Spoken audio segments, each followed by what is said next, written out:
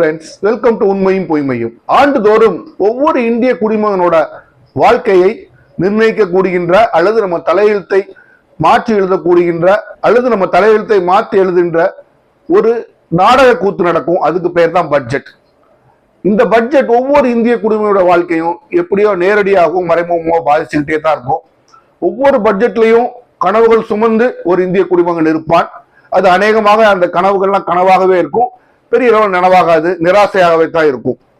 இந்த பட்ஜெட் 2026 அந்த பட்ஜெட்டை நம்மளுடைய நிதியமைச்சர் நிர்மலா சீதாராமன் அவர்கள் நாடாளுமன்றத்தில் அவங்க அந்த அவையில் அதை பிரசன்ட் பண்றாங்க. பட்ஜெட் அப்படின்னு எடுத்த உடனே மக்கள் எல்லாம் பேசுறது, இந்த பொருள் விலை கூடி இருக்கு, இந்த பொருள் விலை குறைஞ்சிருக்கு, இது கூடி இருக்கு, இது குறைஞ்சிருக்கு, இதெல்லாம் அத்தியாவசிய பொருளா, இதெல்லாம் அத்தியாவசிய பொருள் இல்லையா அப்படின்னு ஒரு சர்ச்சை எல்லா பட்ஜெட்லையும். பட்ஜெட்டை பற்றி விளக்கி பேசுபவர்களும் அதை குறித்து தான் பேசுவாங்க. இது மைக்ரோ இண்டிகேட்டர்ஸ் அவங்க பேசுவாங்க, சின்ன சின்ன விஷயங்கள். நான் இன்றைக்குமே ஒரு பட்ஜெட் எடுத்து பார்க்கும்போது அதோட மேக்ரோ இண்டிகேட்டர்ஸ், குறிப்பாக சமூக இண்டிகேட்டர்ஸ், சோசியல் இண்டிகேட்டர்ஸ் சொல்லலாம். நீங்க அதை சமூக நீதிக்கான இந்த பட்ஜெட்ல எப்படி நடவடிக்கைகள், எவ்வளவு பணம் ஒதுக்கப்பட்டிருக்கிறது வச்சுதான் அந்த பட்ஜெட் சரியா தப்பான்னு நான் இன்னைக்குமே பார்ப்பேன். அது முதல் விஷயமா எல்லாரும் சொல்றது, சாமானிய மனிதனுக்காக அந்த இன்கம் டாக்ஸ் ஸ்லாப் கூட்டப்பட்டிருக்கா அப்படின்னா நிச்சயமா கூட்டப்படல. இது சாமானிய மனிதனை எப்படி பாதிக்குங்கிறத முதல்ல பார்க்கணும். அது தவிர சமூக நீதியையும் அடித்தட்டு மக்களின் வாழ்க்கை தரத்தையும் இது எப்படி உயர்த்துதா அல்லது அது அவர்களுக்கு ஒரு ஏற்றத்துக்காக முயற்சி பண்ணுவாங்கிறது நம்ம பார்க்கணும். அப்படி இல்லைன்னா ஒரு பட்ஜெட் என்னதான் வெளியில இருந்தாலும் என்ன பொறுத்த வரைக்கும் அது கேவலமான ஒரு பட்ஜெட் தான். சரி, முதல்ல சாமானிய மனிதனோட இன்கம் டாக்ஸ் ஸ்லாப் மாறவே இல்லை, அதே ஸ்லாப் தான். அப்ப அதுல ஒரு எந்த விதமான ஏற்றமும் சாதாரண மனிதனுக்கு இல்லை. மாறாக புதுசா இண்டஸ்ட்ரீஸ் தொடங்க சில இண்டஸ்ட்ரீஸ்க்கு டாக்ஸ் ஹாலிடேஸ் எல்லாம் கொடுக்குறாங்க. கேட்டா இன்வெஸ்ட்மெண்ட் வந்தாலும் வேலை வாய்ப்பு வரும்லாம் சொல்லுவாங்க. ஆனால் இதனால் சாதாரண மனிதனுக்கு எந்த பயனும் உள்ளமான ஜீரோ, பயன் எதுவும் கிடையாது. அப்ப சாதாரண மனிதனுக்கு பயன் இல்லாமல் எல்லா கிட்டத்தட்ட வரக்கூடிய எல்லா பட்ஜெட்டுமே இண்டஸ்ட்ரியலிஸ்டுக்கும் கார்பரேட்ஸுக்கும் பயனுள்ளதாக, அதாவது தொழிலதிபர்களுக்கும் கார்பரேட்டுகளுக்கும் பயனுள்ளதாகத்தான் இருக்கும். அதைத்தான் எல்லோரும் நல்ல பட்ஜெட்னு மெச்சவும் செய்வாங்க. சரி, இந்த வருஷம் தமிழகத்துக்கு இந்த பட்ஜெட்ல என்ன இருக்குன்னு பார்த்தா விசேஷமா ஒண்ணும் இல்லை. 2 ஹை ஸ்பீட் ரயில் கொடுத்திருக்காங்க, அதாவது HSR சொல்றாங்க. அந்த HSR சென்னை பெங்களூர், சென்னை ஹைதராபாத் கொடுத்திருக்காங்க. இது நான் ஸ்பெஷல்னு ஏன் சொல்ல மாட்டேன் அப்படின்னா, 2 தொழில்மயமாக்கப்பட்ட நகரங்களை இணைக்கக்கூடிய ஹை ஸ்பீட் ரயில்வே தான் வைக்க முடியும். ஹை ஸ்பீட் ரயில்வே நீங்க சென்னையை கொண்டு நீங்க பக்கத்துல இருக்க நெல்லூரோட இணைக்க முடியாது. அப்படி நினைச்சா ஹை ஸ்பீட் ரயிலோட அது பலன் கிடையாது. அப்ப இது அந்த மாநிலத்தை பயன்படுத்தும் சொல்றதை விட இந்தியாவோட வளர்ச்சிக்காக கொண்டு வந்தா நம்ம எடுக்க முடியுமே தவிர மாநிலத்தை மனதில் வைத்து சொன்னார்கள் நம்ம எடுக்க முடியாது. அப்புறம் இந்த ரேர் எர்த் பெல்ட், அதாவது இந்த லித்தியம் அந்த மாதிரி எல்லாம் எடுக்கிறதுக்குள்ளே அந்த ரேர் எர்த் பெல்ட்னு ஒரு பெல்ட்லயும் தமிழ்நாடு வருது. அது மினரல்ஸ் எடுப்பது ஒரு ஸ்டேட்டுக்கு நல்லதா அல்லது அதனால் பொல்யூஷன், என்விரான்மெண்ட் பொல்யூஷன் எல்லாம் வருமாங்கிற அடுத்த விஷயம். இதுவும் தமிழகத்திற்குள்ள சென்ட்ரிக் நான் சொல்ல மாட்டேன். நாட்டோட வளர்ச்சிக்காக தமிழகத்துக்கு என்ன செஞ்சிருக்காங்களோ அதை மட்டும் தான் செஞ்சிருக்காங்க. தமிழகத்திற்குள்ளேயே நகரங்களுக்குள்ள ஓடக்கூடிய ரயில் விஷயங்கள் எதுவும் பெரிய மாற்றங்கள் எதுவும் புதுசா அறிவிச்ச மாதிரி தெரியல. இதுதான் தமிழகத்திற்குரியது. சரி, நம்ம இதை சாமானிய மனிதனின் பார்வையில பார்ப்போம். ஒரு பட்ஜெட்டை ஃபாரின் டிராவல் சீப்பா இருக்கு, இதெல்லாம் சாமானிய மனிதனுக்கு ஒன்றும் நடக்க போறது கிடையாது. நமக்கு அதுல பெரிய பலன் கிடையாது. பெரிய அளவில் ஒரு மனிதனை பாதிக்கக்கூடிய விஷயங்கள் என்ன, ஒரு சாமானிய குடிமகனை, ஒரு அடித்தட்டு மக்களுக்கு கை கொடுத்து உதவக்கூடிய விஷயங்கள் என்னன்னு நீங்க பாத்தீங்கன்னா, எஜுகேஷன், கல்வி, ஹெல்த், சுகாதாரம்.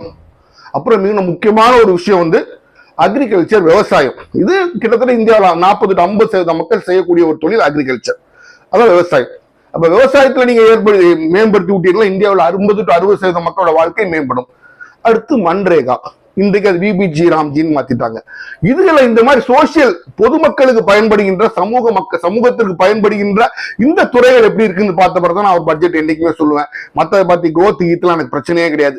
இந்த 3-4 காரணிகள் இருக்கு இல்லையா, இண்டிகேட்டர்ஸ், இதுகள்ல ஒரு பட்ஜெட் எப்படி இருக்கும் அதை வச்சுதான் ஒரு பட்ஜெட் சரியா தவறா நான் என்றைக்குமே நிர்ணயிப்பேன். சரி, எஜுகேஷன் தமிழகத்திலேயோ நமக்கு காலங்காலமாக சமூக நீதின்னு பேசும்போது முதல்ல பேசப்படுறது கல்வி. அப்போ அந்த கல்வி ஏன் கொடுக்கப்பட வேண்டும்ங்கிறதுக்கு நமக்கு 1000 காரணங்கள் இருக்கு. நம்ம பல விதமா பேசியிருக்கோம்.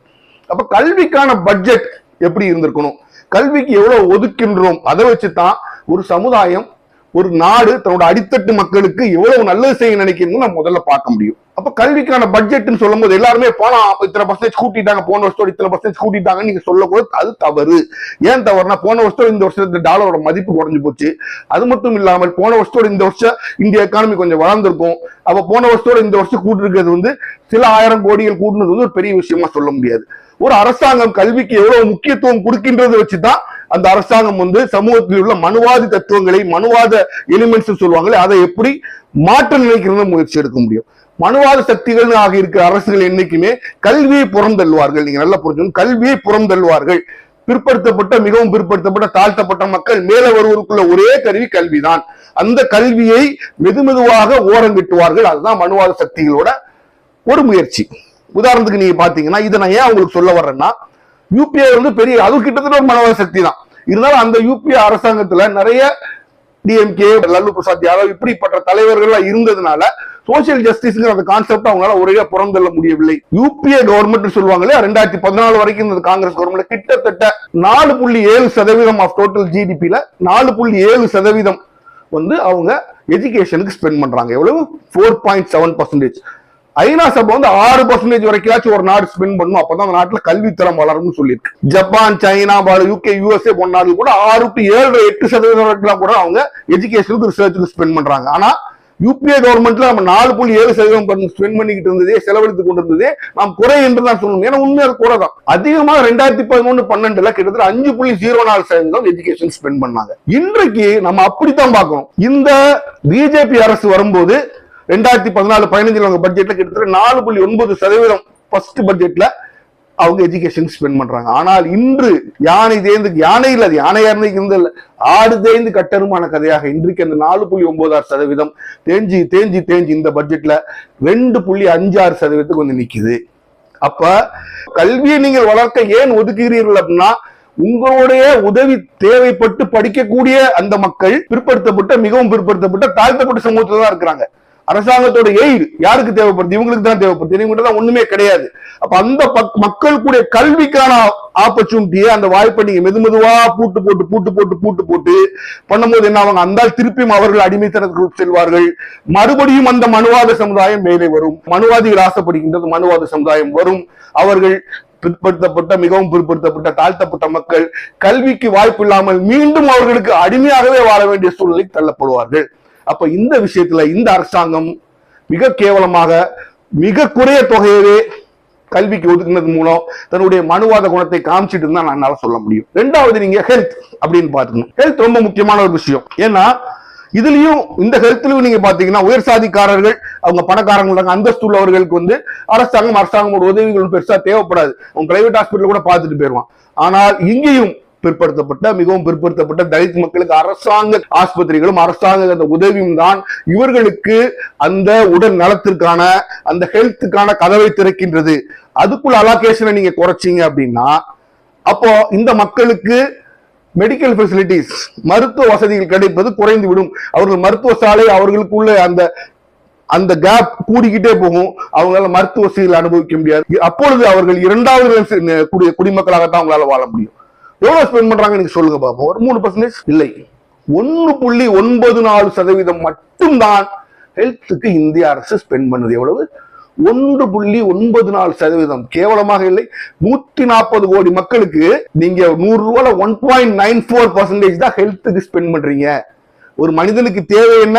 Education, health. ஒரு அரசாங்கம் பிற்படுத்தப்பட்ட, மிகவும் பிற்படுத்தப்பட்ட, தாழ்த்தப்பட்ட மக்களின் வாழ்க்கை மேம்பாட்டிற்காக பாடுபடுகிறதா இல்லையா என்பதை அவர்கள் ஹெல்த், அதாவது உடல் நலத்திற்கும் எஜுகேஷன், கல்விக்கும் கொடுக்கிற அலோகேஷன் வச்சே பார்க்கலாம். இது ரெண்டும் குறைஞ்சிச்சுன்னா அந்த அரசாங்கம் மனுவாத அரசாங்கம் தான். ஏனென்றால் இது ரெண்டும் இல்லை என்றால் பிற்படுத்தப்பட்ட, மிகவும் பிற்படுத்தப்பட்ட, தாழ்த்தப்பட்டவங்களோட வாழ்க்கை நிறம் கீழே வந்துடும். அவங்க மறுபடியும் அடிமைத்தனத்துக்குள்ள சென்று விடுவாங்க. அப்படி பார்க்கும்போது ஹெல்த் அலோகேஷன் குறைஞ்சிருக்கு. 1.94% தான் ஹெல்த்துக்கு அலோகேட் பண்றான்னு சொல்றாங்க. இதுவும் மிக குறைவே, மிக மிக மிக குறைவே. அப்ப எல்லாத்துலயும் பாருங்க, இருப்பவர்களா இருந்து கொண்டே போகிறார்கள். அவர்களுக்கு அரசாங்கம் தேவையில்லை. யாருக்கு அரசாங்கம் தேவையோ அவர்கள் அத்தியாவசிய தேவைக்கு செலவு பண்றத அரசாங்கம் குறைச்சிக்கிட்டே வருது. அப்ப இது சரியா?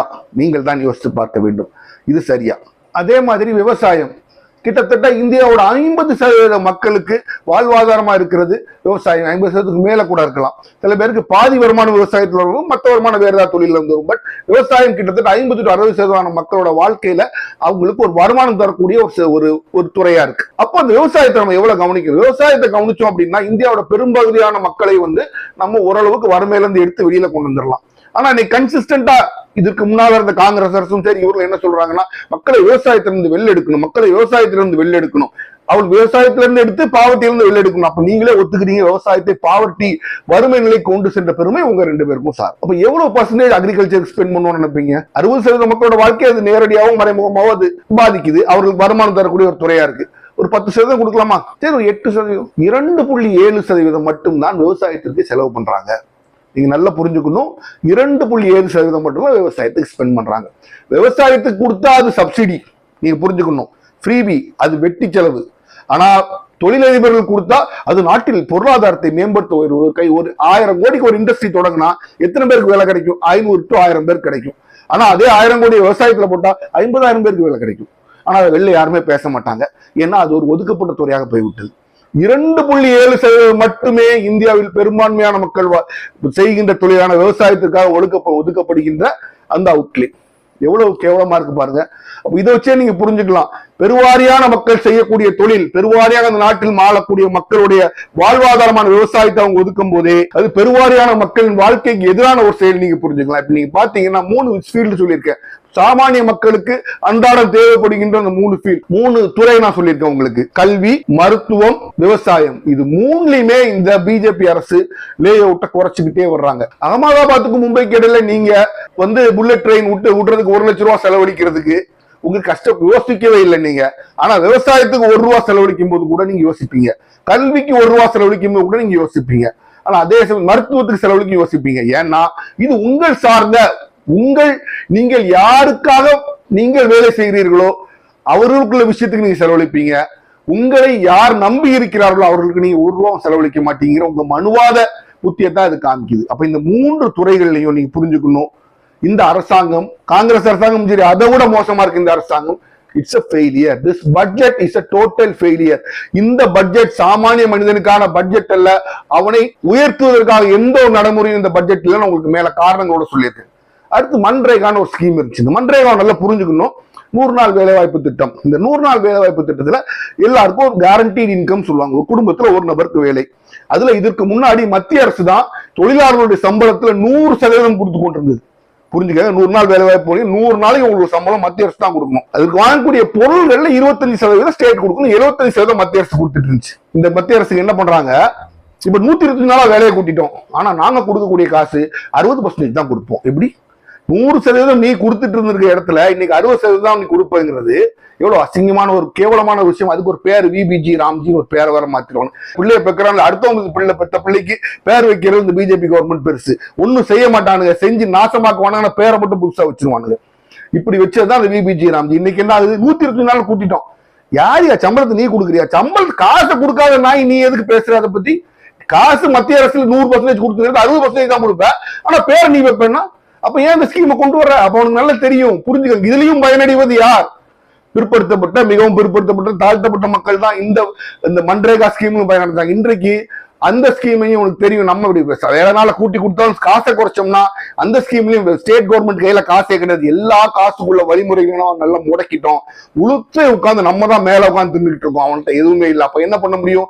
வெதுமெதுவாக சமூக நீதிக்காக கொண்டு வரப்பட்ட இந்த மன்ரேகாங்கிற ப்ரோக்ராம் விபிஜி ராம்ஜி பேரை மாத்தி அதை மெதுவா க்ளோஸ் பண்ணி அதை முடக்கி கம்ப்ளீட்டாக முடிக்கக்கூடிய எல்லா பூ முடிச்சு சிங்காரிச்சு எல்லா வேலையும் செஞ்சிருச்சு இந்த பிஜேபி கவர்மெண்ட். அப்போ இந்த பட்ஜெட்டை பாத்தீங்கன்னா சாமானிய மனிதனை பொறுத்த வரைக்கும் இந்த பட்ஜெட் ஒரு ஃபெயிலியர். அவங்களுடைய கல்விக்கோ, அவங்களுடைய மருத்துவத்திற்கோ, விவசாயத்திற்கோ, ஒரு நல்வாழ்வுக்கோ, அவங்களுடைய வாழ்வாதாரத்திற்கோ எந்த ஒரு முன்னேற்றமும் இல்லாத ஒரு பட்ஜெட் தான் இந்த budget. This budget is an unmitigated failure as far as the common man is concerned. மீண்டும் சந்திப்போம்.